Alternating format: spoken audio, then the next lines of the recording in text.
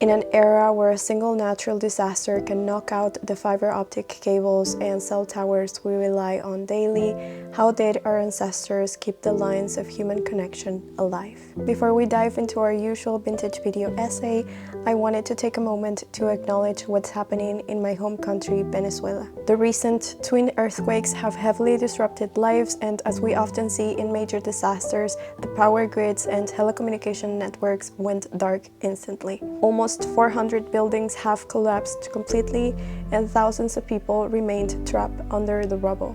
For me, and I'm sure for many of you around the world, it's been days of heartbreaking stories and a frightening reminder of how fragile life is. This situation got me thinking about human resilience and how people managed to stay fiercely connected during crisis before smartphones and social media ever existed. Because the truth is, even today, when the modern grid fails us, our high-tech screens become useless. We are forced to fall back on the analog. Radios, walkie-talkies, emergency whistles, and basic tools that are just as vital today as they were a century ago. So today, let's look at how we used to talk across the silence. To understand how we can communicate when the modern world goes dark, we have to talk about the ultimate vintage lifesaver, amateur radio, or as it's more affectionately known, ham radio. Now, if you're like me, when you hear the word radio, you probably think of tuning in your car to listen to music or the news, but that's commercial radio. It only goes one way. They broadcast and you listen. Ham radio is completely different. It's a two-way street. Instead of your voice traveling through a cell phone tower or a fiber optic cable buried under the street, a ham radio converts your voice into a radio wave, sends it up into the sky, bounces it off the Earth's ionosphere, which is a layer of our atmosphere, and brings it back down to someone else's antenna thousands of miles away. So me, for example, being in Buenos Aires, I could send a message to someone in the other side of the world. I won't really know who am I sending this message to or who is listening to me or where, but it will depend. As long as I play with the ham radio, I will understand at what hour of the day or what frequency I can use so that I can communicate with Germany or China or the United States in a specific location. No internet required, no cell phone needed, just a piece of equipment, a wire antenna, and a car battery for power. To show you just how magical and vital this is, let me share with you an example from history that feels incredibly close to what we are experiencing right now. In September 1985, a massive 8.0 earthquake struck Mexico City. Just like what happened in Caracas and La Guaira this week, the entire city's telephone system and power grid were instantly obliterated. The entire city was completely cut off from the rest of the planet. No one outside knew who was hurt, who was alive, or what kind of help was needed. But within hours, a group of ordinary citizens, not government officials or anything, just hobbyists who loved vintage technology, pulled out their ham radios. They hooked them up to car batteries and threw long wires over tree branches to act as antennas. One operator in Mexico City started tapping out a signal through the static. Miles away, an ordinary guy sitting in his basement in Pennsylvania heard the faint crackle, and he grabbed pen and paper. For days, these amateur radio operators became the only link between Mexico City and the outside world. They passed along lists of names of people who were safe, coordinated where international rescue teams needed to dig, and let worried families know their loved ones were alive. It was a community built entirely on the airwaves. Operators had a call sign, which is a unique code of numbers and letters that acted as their identity. They would spin a heavy metal dial searching through the static and call out CQ, CQ, which is an old radio code for "Is anyone out there? I'm looking for a connection." When our modern infrastructure fails, these old frequencies are never truly silent. Even right now, as we speak, there are amateur operators providing that same vital link where the grid has collapsed. Now let's move from the earth waves to something you can actually hold in your hand. Today, if we want to know if someone is safe after a crisis, we expect an instant text message. If we see they have received or read the message, or we see the typing bubbles, we breathe a sigh of relief. But before smartphones, people had to live with a concept that feels completely foreign to us now, which is the physicality of waiting. When people think of old school communication, they usually think of two things: letters and telegrams, but there is a massive difference in how they work, especially when time was of the essence. Let's start with a telegram. A lot of people assume a telegram took weeks to arrive by train or boat, just like a letter, but in reality, telegrams were the text messages of the 19th and 20th century. If you needed to send an urgent message, you would walk down to your local Western Union office. You would hand your message to an operator who would translate your words into Morse code, which is a series of clicks and beeps. They would send those beeps across an electrical wire to an operator in another city. That operator would decode it,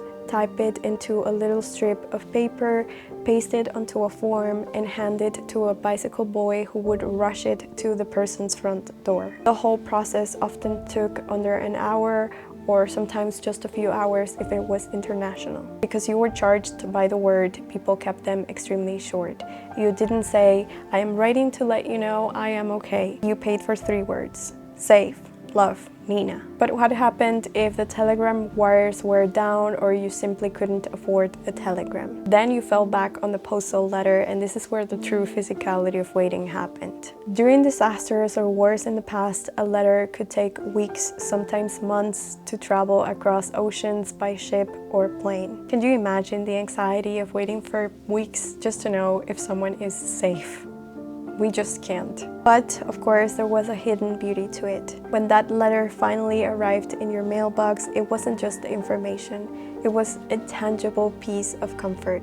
You could recognize the distinct handwriting of your mother, your partner, or your friend. That physical paper was absolute proof that at the moment that ink met the page, that person was alive. Women would kiss the letters with lipstick on so that they could send something other than words. People would put perfume on the letters so that the receiving end could smell them. People would sleep with these letters under their pillows, or they would carry them with them in their pockets until the creases tore. In our digital world, messages are weightless. They appear on a glass screen and we swipe them away. But back then, communication had physical mass. Reassurance was something you could hold onto even when everything else was falling apart. Now let's talk about telephones, because today our phones are entirely private. They sit in our pockets, secured by facial recognition.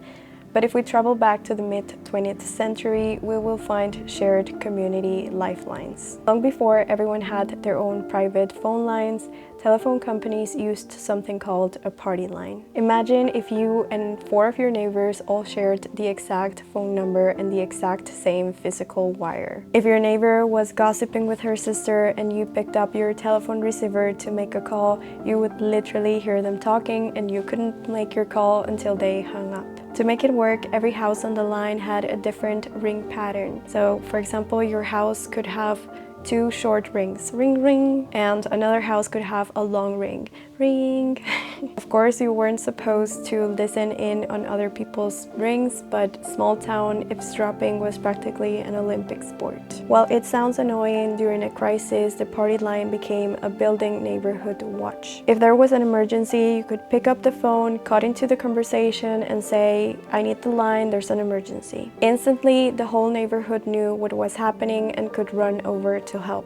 Connection wasn't a private luxury, it was a shared neighborhood experience. But what happened if you were away from home or your phone line went dead? Well, that brings us to the ultimate icon of vintage communication, the public payphone. We see them in movies all the time, that dramatic aesthetic of standing inside a glass or wooden booth. But think about the physical reality of using one.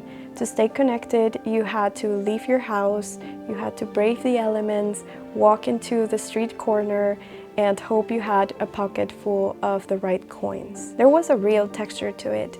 The heavy clink of the coin dropping into the machine, the metallic rotary dial spinning back, the smell of the old phone book dangling from a metal chain. If a disaster struck and home phones failed, lines of people would form down the block at the nearest working payphone. You would stand in line for an hour, watching the person ahead of you laugh or cry, sharing their collective anxiety, and just waiting for your turn to drop a coin and hear a voice say, "I'm okay." It required effort, patience, and a willingness to be out in public just to whisper a private thought. It reminds us that back then, hearing someone's voice was a destination you had to walk to.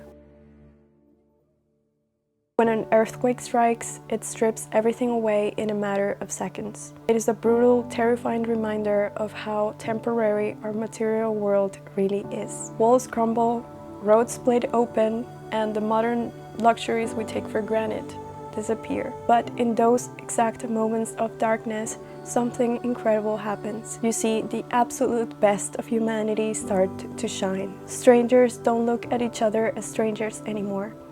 People who have lost their homes, or maybe their family members, spent hours digging through rubble trying to save someone they've never met.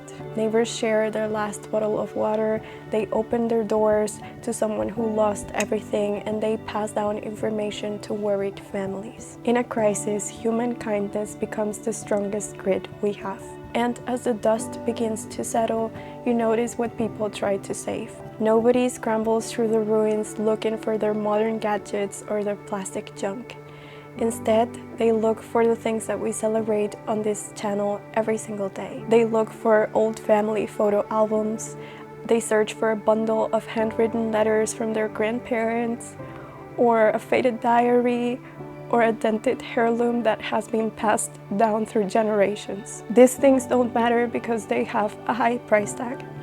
They matter because they are the physical vessels of our memories. They are proof that we loved, that we existed, and that we belonged to a community. Today, we panic when we see no service on our screen, but history shows us that human beings are fundamentally wired to find each other. Whether it's through a radio frequency or a physical piece of mail or just neighbors leaning out the window to check on each other, the connection isn't in the device.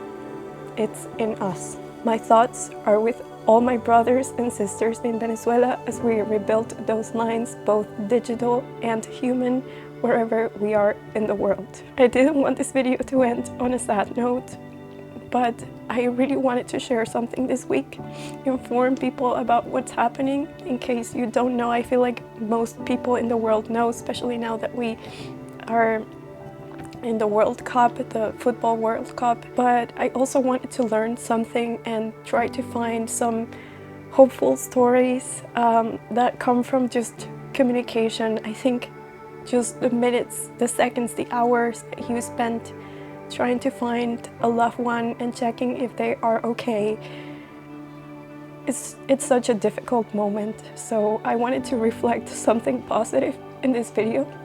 My family and friends are all fine, thankfully, but there are a lot of people who are missing, who are alive under the rubbles, and that just breaks my heart.